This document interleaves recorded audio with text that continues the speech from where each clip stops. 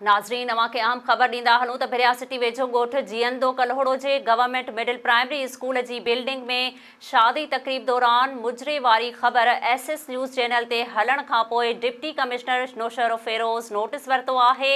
SS news जे reporter Mohammad Adil Abbasi मूजिब deputy commissioner Mohammad ताशकीन आलिम जवाबदारनि ख़िलाफ़ FIR दाख़िल कंदे वायरल थियल वीडियो ते इंक्वायरी विहारे छॾी।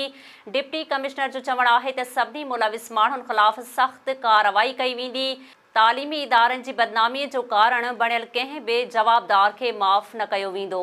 नाज़रीन अवां खे हिकु भेरो ॿीहर अहम ख़बर खां आगाह कंदा हलूं त भिरिया सिटी वेझो ॻोठु जीअंदो कलहोड़ो जे गवर्नमेंट मिडिल प्राइमरी स्कूल जी बिल्डिंग में शादी तक़रीब दौरान मुजरे वारी ख़बर एसएस न्यूज़ चैनल ते हलण खां पोइ डिप्टी कमिश्नर नौशर फेरोज़ नोटिस वरितो आहे।